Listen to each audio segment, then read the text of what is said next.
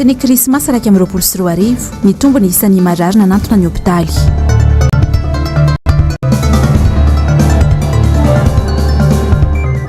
Tsiroany mandidy mivoaka toandron-dahalo.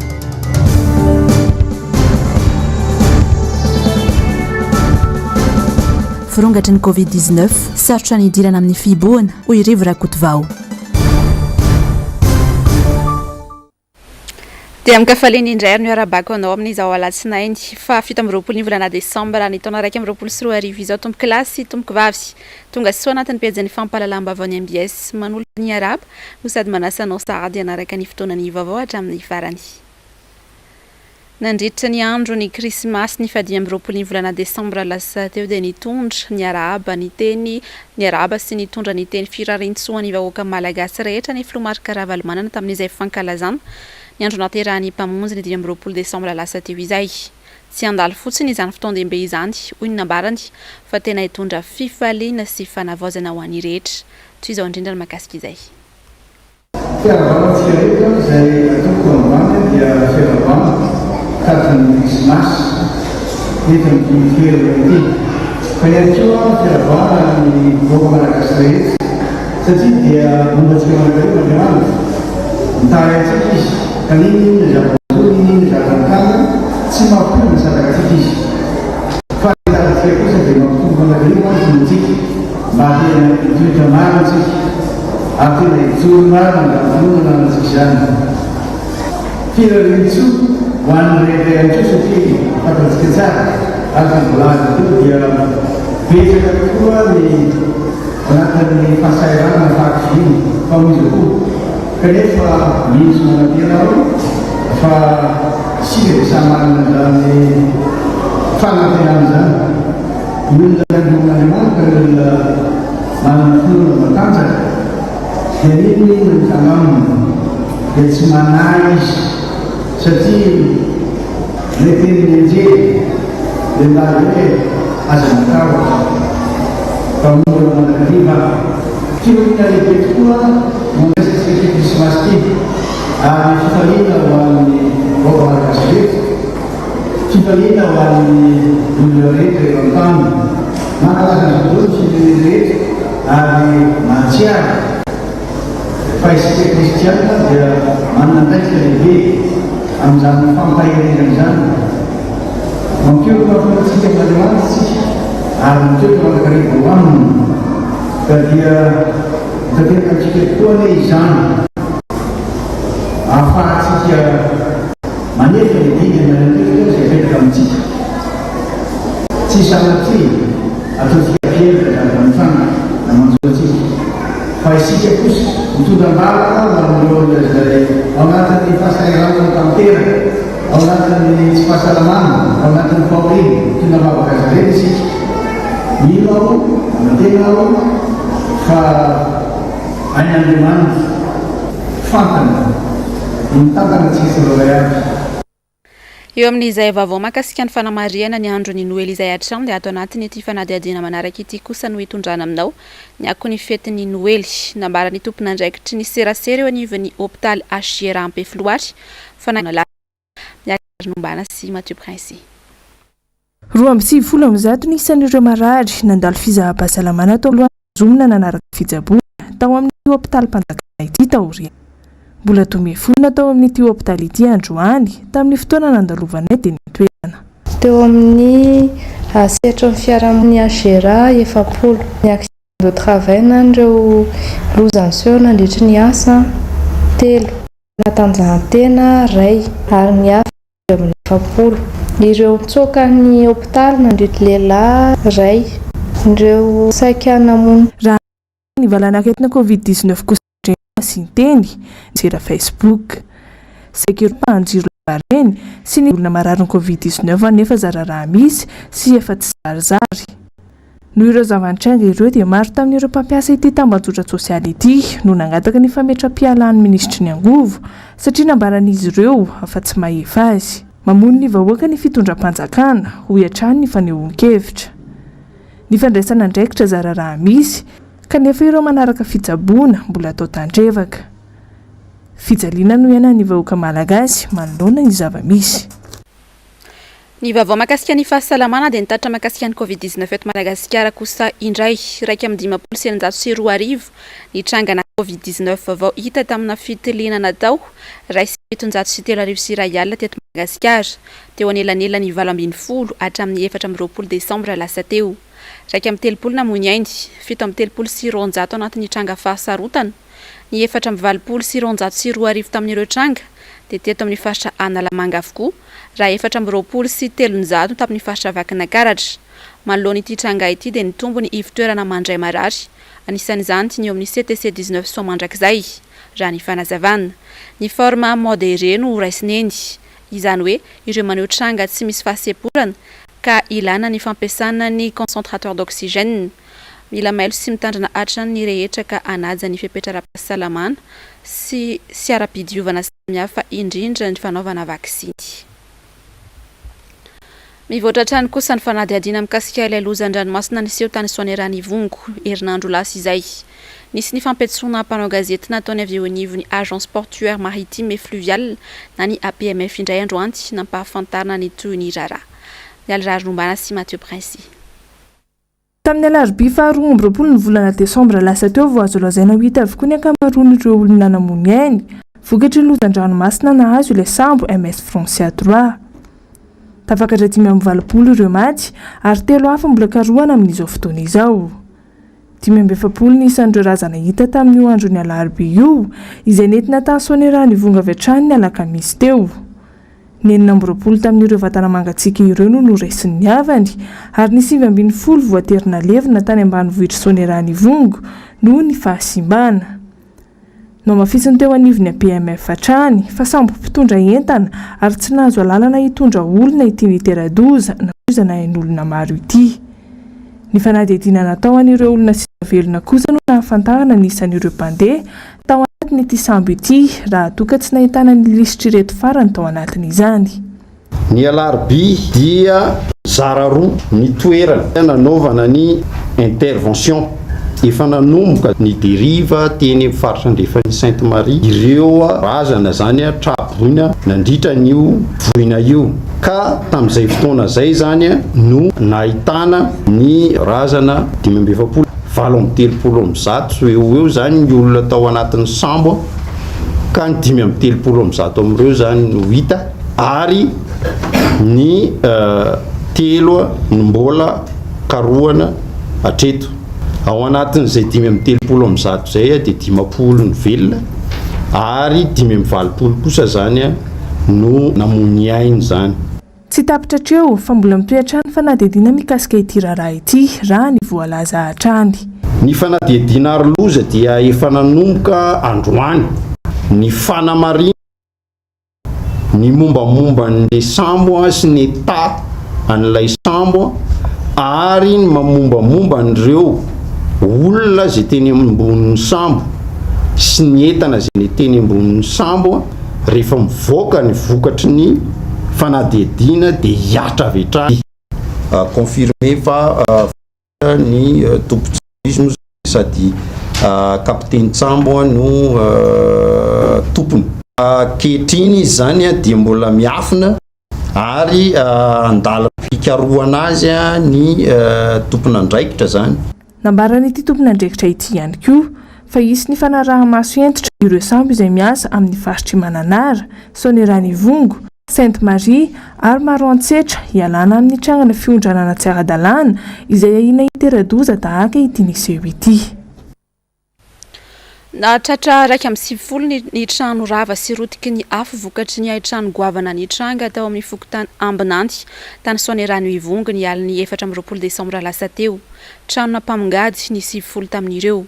Mahatratra 550 sy 730 metatra tora-drony velaran-tany misy ny fahampitehana. Tsy misy ny ainana fohy fa 10 kosa ny naratra tamin'ny famonoana ny afo.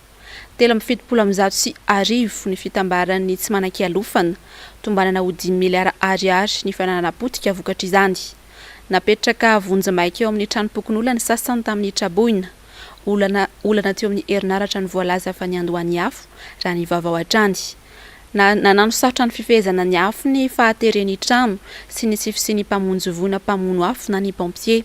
ny fokon'olona ny farimbona miady tamin'ny firetana tamin'izany izay nanomboka tamin'ny 10 ora sy sasany ariva ary tamin'ny 1:40 alina vao tonga ny pompier avy tany Volompointe. Mampikaikaiky ny mponina ny firongatry ny tsy fandriam-pahalemana eny amin'ny faritra Ambohimanarina iny amin'izao fotoana izao. Efa nisy ny fitarainana nalefa tamin'ny tompon'andraikitra saingy tsy hita ny fandraisana andraikitra hatreto hoy ny mponina. Sharmano Menjanahary, Manora Andriamalala. Tokantrano miisa 3 no nifanesy vakitrano nandritra ny herinandro teo amin'ny sekitera voalohany fokontany Ambodimita boriboritany fahaenina. Mahagaga tanteraka ny zava-misy hoy ireo mponina fa trano misy olona kanefa dia tsy retsaika ireo mpamaky trano mamaky ny varavarana. Tsy vitany alatra entana fotsiny izany fa tonga amina fikasana anolana mihitsy raha ny fanadiadiana izay nataonay teny antoerana. Izy telo mianaka ny tao dia sendra ny asala ny vadiny dia efa tafiditra mihitsy izy fa tsy hoe tsy nahita zavatra nalaina fa izy fa andeha violeny le madama ary nambana ny antsy dia le madama zany tsy natahotra fa tonga dia ny antsy vonjeo dia izay nataitra manodidina tamin'ny krismasy maraina io tena tsy natory izay mpiray-tanàna fa dia hoe ohatra ny tsokanakany tambary zany zareo dia fanenjika tany izay. Tamin'ny alarobia teo amin'ny tamin'ny 3 maraina dia vaky ny tranonjanako vola karamaray volana 2005 dia radio subwoofer dia telefônina dia vola rehetrarehetra tao anaty paosy na sorta na pataloha lava dia nalainy avokoa. Efa natsiary tena efa tsy fisitsony ny entana izay vao gaga ny tahotra ny aiza ny zavatra teo ambony latabatra rehetra. Tsy eny misy tao anatina tokantrano tena matory Ambofandriana eo Ambofandriana ny poketra no mipetraka no nalainy. Dia naparitany eraky ny tokotany ny poketra sy ny sorta kely nisy an'le vola majinijingy. Tato aminay zao le anabavinay mipetraka rery telo mianaka kely izy. Ny diran-dralahy lasany daholo mihitsy ny budget kely rehetra tao an-trano. Ny vary sy ny rehetrarehetra lasany daholo fa ny tena zavatra mahatsiravina dia mitady violina ry zalahy. Na tsaran'ilay zany hoe nahavotra anazy zany nisy zavatra voadonany dia izay no nahinona anazy dia mba afaka namonjy dia nitsoaka ry zalahy. Ilay tao amin'ilay anabaviko 3 lahy zany no tao. 3 lahy dia ny 2 lasa nitondra entana fa ilay iray no nijanona. Tena nisy olona 3 mianaka izy zany tao 3 mianaka fa tena tsy nahenzy ambony tany mihitsy fa nataitra ilay anabaviko ary zany izay lisaka io violeny izay. Raha ho an'ity tokantrano iray ity dia tety no nidiran'ireo olon-dratsy. Varavaran-kely ny lakozia raha ny fanazavana io. Natory tao ny tompontrano tamin'ny fotoana io ka izy rehefa tafiditra ny lakozia vao naheno fa misy olona tafiditra tao anatin'ny tranony any ka ny antsy vonjeo. Nanamafy iretim-ponina fa irosona ny fivoriam-piarahamonina amin'ny fiambenana amin'ny alina rehefa tsy handray andraikitra ny fanjakana. Zay zany lasa mampieritreritra anay hoe ahoana moa ny ahafantaran'ilay olona any alavitra be hoe misy olona matory rery atsy amin'ny trano atsy dia andeha hidiranao. Zay zany ny tena mampanontany tena anay dia lasa mieritreritra izay hoe olona mahafantatra angambany. Fa tsy hay aloha izy fa izay koa tsy mahatratra ilay izy fa zareo dia tena manao fonoka satria olona matory be izay no tratran'ny zareo. Dia alainy daholo ny entana vilisy vilany aloha dia tena tsy ritiny zareo mihitsy dia ny telefônina sy zavatra mora amidy tena ilainy. Dia etsika angamba mahita misy jiro ao napetraky ny tsy izy io hoe fanjakana fokontany ve nanao anazy fa hatramin'ny siny izy io koa may mampirongatra an'ilay satria ny délestage tompoko dia isan'andro tsy maraina tandro hariva dia izay koa ny tena mampimemenina vahoaka hoe aiza le fandraisana andraikitra apetaka ve zavatra io atao haingon-drindrina sa atao haingoninona. Nilaza moa nisy olombavambahoaka nandritra ny fiainanay taminy fa efa niantso ny lehiben'ny polisy ao an-toerana ny tenany mba hijery akaiky izao zava-misy izao. Maro tsy lavolo tanteraka izahay eto hoy izy ireo ary isan-kalina dia misy foana io fanafiana io. Raha izay ny eto Antananarivo renivohitra dia misy olany koa ny asandahalo any amin'ny faritra Bongilavy any amin'izao fotoana izao. Tsy mifidy ora intsony izy ireo fa na dia amin'ny andro atoandro indray aza dia manao ny asa ratsiny ary tsy mangalatra ny any ambala fotsiny ihany fa eny hatrany am-piasana sy hatrany an-tsaha indray no lasibatra. Tsy ny zava-nisy tao amin'ny komina Ambatolampy dia 40 kilometatra miala ny Tsiroany Mandidy Dapitanana. MBS Tsiroany Mandidy. Tsy misy farany intsony fa dia mampikaikaiky izay tsy izy ny tsy fandriam-pahalemana aty amin'ny faritra Bongilavy. Tsy tahotra tsy henatra intsony ny andro dahalo fa dia amin'ny andro atoandro be nanahary no angalarana nombon'ny olona hoentin'ny miasa sy veloa. Eo amin'ny tamoroa keo sy 3 lahy tao aorinako mitondra antsy dia mitondra famaky dia nisy roa lahy tao amin'ny 2 octobre mitondra basy dia mifatromba azy ireo fatorana. Tsy vitany mangalatromby ihany ireo tsy valary fa mbola hitin'izy ireo atao takanimena ihany koa ny mpiandry sy ny tompony. Izy zany tsy nahita ny endriny aho teva ariko vao nisy tonga dia efa najerany aho dia tsy navela nijery satria nitapenany ny masoko. Rehefa nitapenany ny masoko moa nitaritarika tao amin'ny lobolobo nasitrany tao zany mieritreritra ao any zany miaminony ahy nefa nisy ray nanoana moa hoe aiza vonoana izy fa efa ray aman-dreny efa rabainy. Miantso ny tompony andraikitra ny vahoaka raha mbola misy tompony andraikitra koa moa eto fa sady noana ny orana tsy misy hoety mamboly ny fananana kely mba hoety miasa tapitra angalarin'ireo tsy mataotody. Mba mangataka andreo fitondrana-tsakana mba hanaraka akaiky ka tsy hitana etan-tsaha mihitsy zany zay tena ienana amin'izao fa tena verihevitra mihitsy amin'izao. Hijanona any amin'ny distrikt iny hatrany isika dia tafiakatra 140 amin'izao no fantatra fa namoy ainy ny latsaham-baratra tao anatin'ny fiangonana Betsipolitra Fokotany Marofary commune Ambanivohitra Ankerana Avaratra distrikt Antsiroano Mandidy. Ny sasak'aliny Noely lasa teo 5 no vota amin'izany. Zaza lasaky ny 12 taona ny 3 tamin'ireo. Manaraka fitsaboana ao amin'ny CSP2 Ambohimanarina ny naratra raha ny vaovao aray hatrany. Simba rehefa antitra tanteraka ny fotodrafitrasa-mpampianarana ao amin'ny EPP Ambodinoro ka mananjary amin'izao fotoana izao faritra Vatovavy. Misedra olana tanteraka araka izany izy ireo, tsy ampy ny efitrano fianarana sy ny W. Eto ao amin'ny renivohitry ny Zapy no anatanterahina ny fanadinam-panjakana CEPO isan-taona nefa noho ny tsy fampiny W dia voatery aparitaka any amin'ny EPP 3 manodidina ny mpianatra ka sarotra ho an'ny ray aman-dreny sy ny mpianatra ary ny mpampianatra izany. Misy mpianatra 300 latsaka kely ny EPP Ambodinoro ao amin'izao taom-pianarana 2024 2024 izao efa manao ezaka manamboatra W full isan-taona ny sekoly saingy tsy araka izany ka manao antsoava amin'ny tompony andraikitra mahefa araka izany izy ireo mba hijery akaiky sy hanampy azy amin'izao tranga izao. Misaona kosa i Afrika Atsimo amin'ny fodimandry ny RCVK Desmond Tutu Omaly isan'ny mainty hoditra ny ady tamin'ny fanavaka vaham-bolokoditra nisy tany an-toerana. Avitra solondray sy Andra Kotomalala. Tarafinjiro miloko volomparasy avokoa ny trano lehibe ao amin'ny renivohitra Cap ao Afrika Atsimo manoloana ny fodimandry ilay RCVK Anglikanina Desmond Tutu. RCVK izay isan'ny tolona sy ny ady tamin'ny fanavaka vaham-bolokoditra. Teo amin'ny 70 taonany izy izao nindao ny fahafatesana izao. Nampitsi-po ny rehetra ny falasan'ny ity ray aman-dreny eo anivon'ny fiangonana ity. Ankoatra Nelson Mandela mantsy dia lehilahy nanana ny lazany tao Afrika Atsimo ihany koa ity RCVK ity. Izy sisa no antsangam-baton'ireo mpitolona amin'ny fanavaka vaham-bolokoditra ary nanamarika ny fiainan'ireo mainty hoditra rehetra tao Afrika Atsimo. Nametraka mamo any mponina amin'ny tanàna ny Soweto izay tanàna namolavola azy. Maro ireo oam-pitenenana izay noforoniny mahakasika indrindra ny tolona izay fanotariany sy ny fandriampahalemana ny voiziny. Toy ny hoe raha tsy manohitra ianao manoloana ny tsy fahamarinana dia efa miandany amin'ny fampahoriana. Izy ihany koa no nanomeny anaran'ny Afrika Atsimo hoe firenena avana na arc-en-ciel tamin'ny andraisan'i Nelson Mandela ny fitondrana voalohany ny taona 1790. Ka nitariany voamera ny fahamarinana sy ny fampihavanana izay noheveriny fa anampy amin'ny tsisiny fifankalana rapoko. Raha tsahivina dia teraka ny 7 oktobra 1770 tao Afrika Atsimo izy.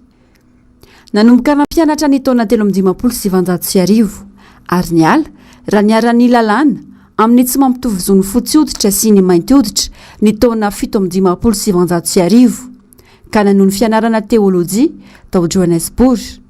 Tonga operetra ny taona 1770 tao aoriana azon'ny maîtrise.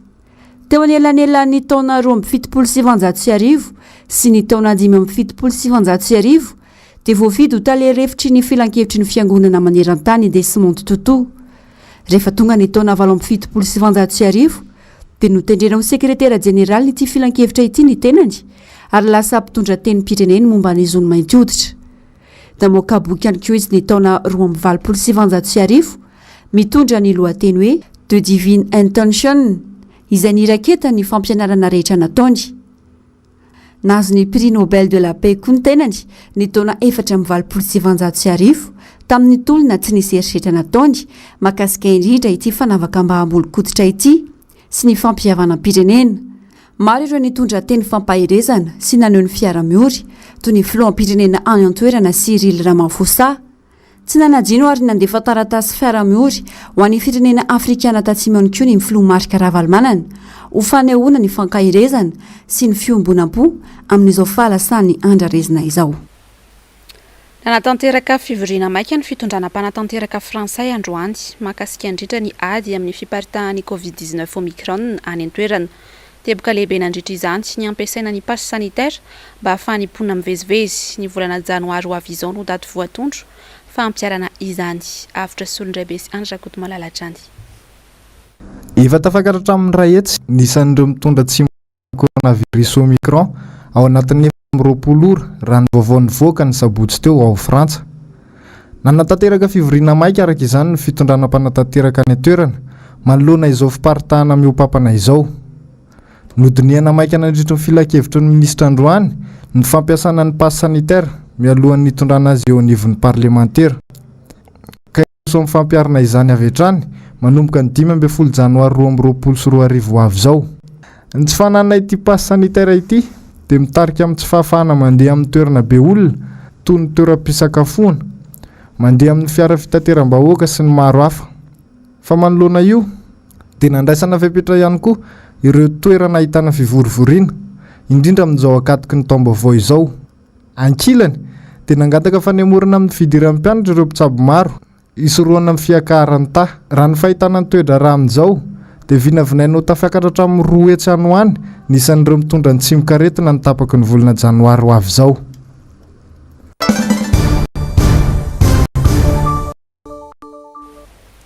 Anisan'ny mampiteny ny mona ihany koa tatoato izay ny fiakaran'ny olona voamarina fa mitondra ny tsimikaretina Covid-19 teto Madagasikara teo amin'indray volana teo izay. Ampiariveny fepetra raisin'ny fanjakana zakany malagasy ihany koa vera hiditra anatin'ny fiboana indray. Mamaly izay fanontaniana izay ary ty fanadiadiany Asinandriamalala sy Tokra Marolahy ity.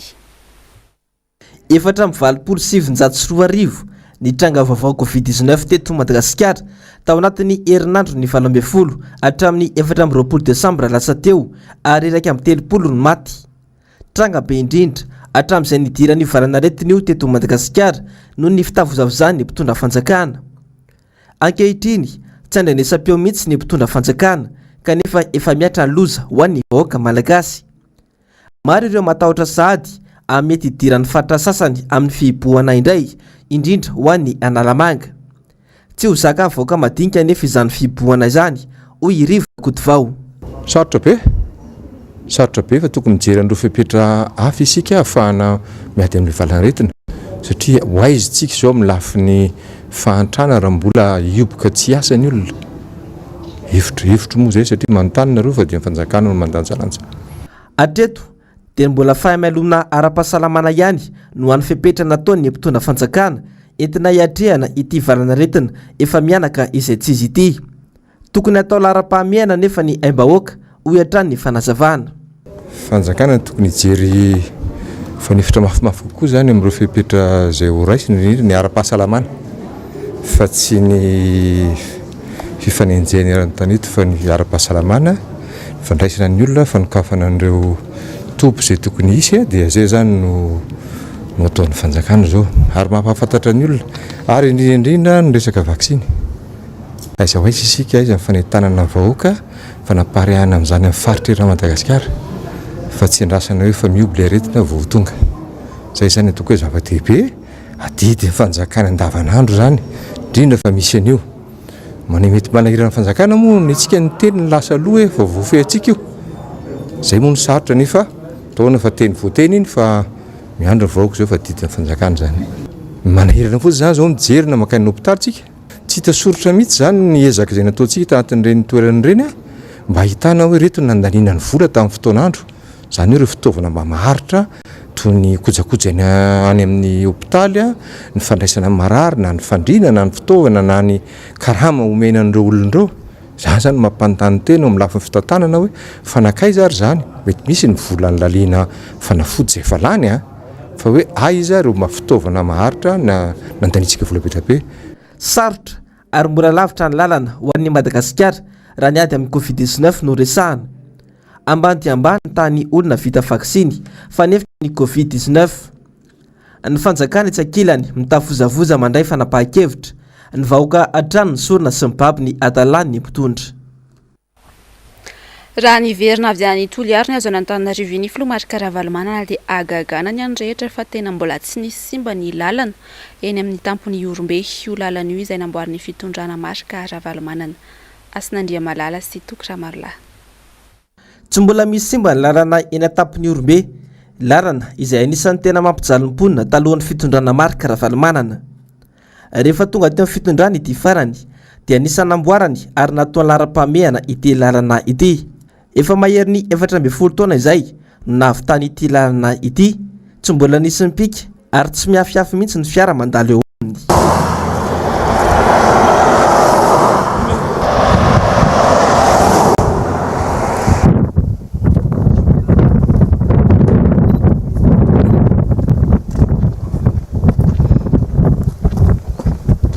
pirofo izao fahatsarany lalana izao fa tsy nisy ny kitrano an-trano na ny kolikoly tamin'ny tolo-barim-panjakana nanamboarana izao lalana izao ary raha ny dianay tany atsimo andrefana tany Toliary dia nahitana maso an'izany ary fanampin'izay ara dia nidina mihitsy izay teo amin'izany tampony Orombe izany nijery nanitsaka nidina vao anaty fiara ary nahita mbola intact zany lalana zany amin'izao tsika miteny zao nataon'ny président Ravalomanana tamin'ny fotoam-pitondrany fotoana nitondrany ho laram-pahamehana ny fanaovana lalana satria ny lalana efa raha mahalala ho an'ny sasany mety tsy mahafantatra fa raha ho an'ny filoha Ravalomanana sy ny mpanarady azy dia resy lahatra fa ny lalana aloha no lalana anankiray makany mitondra makany amin'ny fampandrosoana noho ny mampisy an'izay le fifanakalozana sy fivezivezena na ny entana na ny olona dia misy le mihodina zany ny fandrarahana afaka mivoaka mivokatra araka ny teniko teo nidiny izahay tany tampony Orombe mbola tsy nisy nikitihan' zany lalana zany tsy mba ny orana ny fandimby ny andro ny tanin'andro raha malala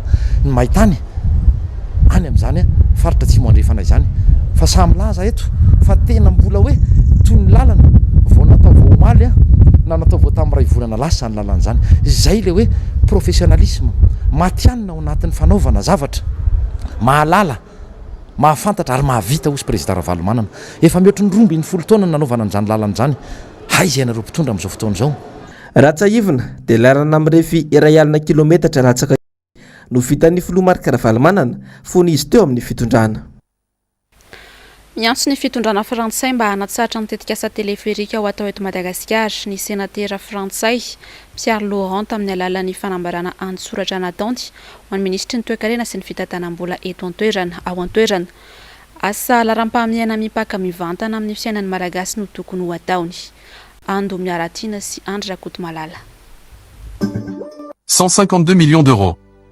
C'est le montant d'un prêt que l'État français va attribuer aux dirigeants de Madagascar pour construire un téléphérique de 13 km à Antananarivo. Pour le sénateur Pierre Laurent, ce projet apparaît scandaleux à de très nombreux malgaches et même à une très grande partie de la communauté française.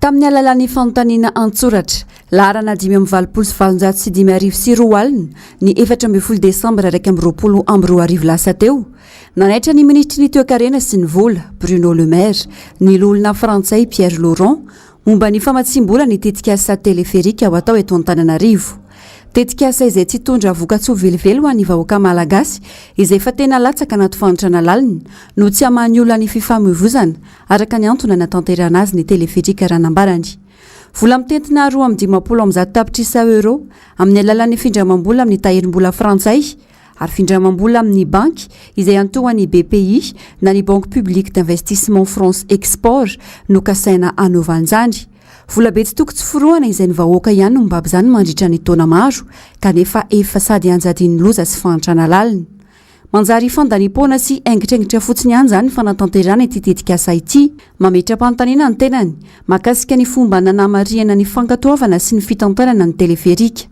ilaina ny sy ny fifampijiniana amin'ireo mpisihatra voakasika ahafahana mandrafitra tetikasa iray mipaika amin'ny vantana amin'ny filana fototry ny malagasy tokony ilana fampindramam-bola mila fandanjalanjana ny fampiasam-bola ho izy ka asalaram-pamehana no tokony atao. Nangataka ny gouvernemanta frantsay araka izany ity senatera ity mba anajany io tetikasa io ka ampiasaina ny vola ho amina tetikasa hafa mahasoa ny vahoaka malagasy. Les Malgaches et les contribuables français attendent de pied ferme les réponses de Bercy et de l'Élysée. Au vu de ces pratiques douteuses et indécentes de son homologue malgache, le président Emmanuel Macron prendra-t-il le risque de se rendre complice des dérives dictatoriales de Rajouel?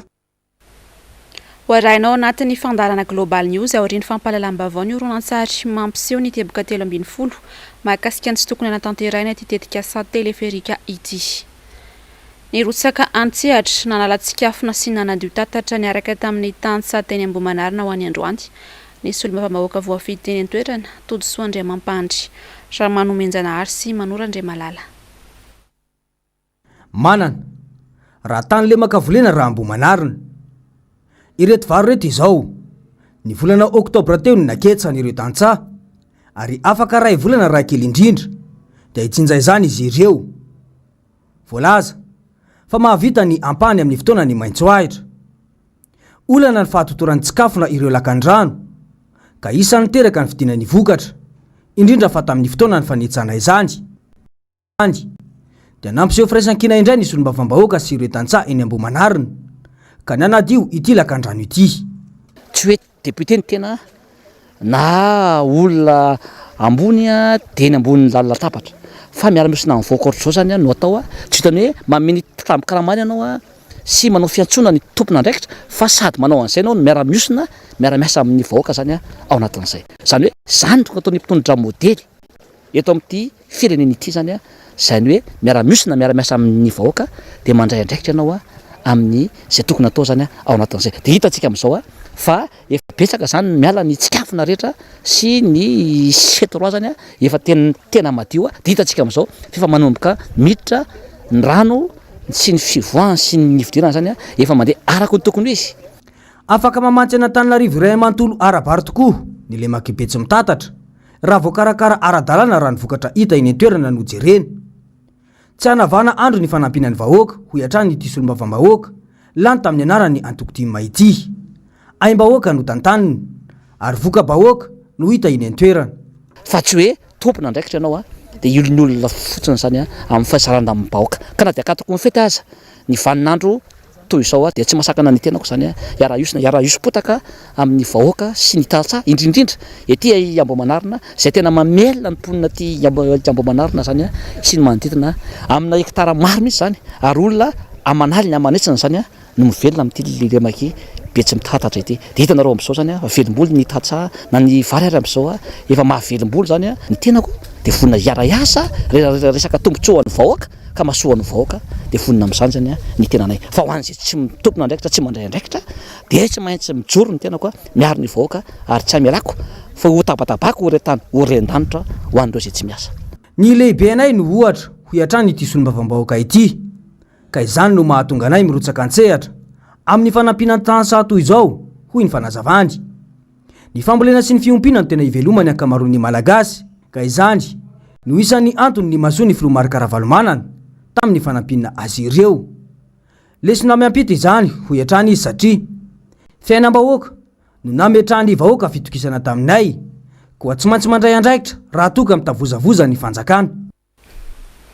Mahatsiaro tena ho zanakikala hafa ny mponina avy ao Toliary amin'ny fampandrosoana rehetra tsy misy ny fijerena ireo tena marary ny vahoaka ho ny filohan'ny fikambanany zanaky Toliary tratra aoriana amin'ny lafiny rehetra ity faritra ity fa zary lasa atao tohatra fiakarana fotsiny ihany. Fanampanazavana. Raha fainao zany kaikalika dia beto avy Toliary fa rehefa anao dia minday lambo mba amin'ny sisiny ary. Ahoana zany zay Toliary manerana province enina zay Toliary no 80% de ny filoam-pirenena Rajoel zay en exercice. Nefa zahay koa no mijaly ankehitriny zahay koa no tsy hitaka manerana province tsy hitaka aiza mba ny fodrafitrasa manatao aminay ao tampaka ny rano tampaka ny jiro vary lafo tsisy hoanina tsisy atokona fodrafitrasa tsy misy tanora tsy anasa malahelo nge zahay mangataka amin'ny fotoanam-panjakana mangataka amin'ny reniny responsable ny Toliary reny fa tsy raha anjala io be tabe ny reny haro ty koeto zany be tabe nge ny fitondram-panjakana be take nge ny olona voatendry anatsimona ihany fa io zany tena tsy azoko hoe inona no mahatonga ny olona reny a natao be tabe no manera ny province io ny province nay Tuiliara no atao ngeza maro ny olo voatendry homena fahefana homena pouvoir ankehitriny na nandeha ny olona reny nge mba hamaha ny olona ny Tuiliara olona maro omeny fitondram-panjakana ty pouvoir fahefana reny mba hijery ny olona ny any Tuiliara mba hijery ny fahefana Tuiliara vo maika mitrotra ny olana sange manontany tena hoe Andriamanitra ilaina hary izao tontolo izao ilay Jehova toa ray tsy toha fa naninona anao marina ty Madagasikara ty indrindrandrindra fa nanay Tuiliara nananao marina savy be fahotana loatra le mpitondra lasa zahay madinika koa ro tsy mihinan-kanina zahay madinika koa tsy mandro tsy mandry fahalemana araka izany dia hoarahanao arina ny fandaharana Global News ny fandaharana dinika ny vahinianany tsy aza meme iny izy moa dia filohan'ny fikambanany zanaky Toliary anasaka anao saly naraka izany hatramin'ny farany satria afinaritra sy afana ny adihevitra ao anatin'ny fandaharana rehefa avy ao riny izay kosa ny horonan-tsary les 3 mousquetaires ny tena kosa mametraka ny veloma mandrapitafy ao amin'ny rampitso indray tompoko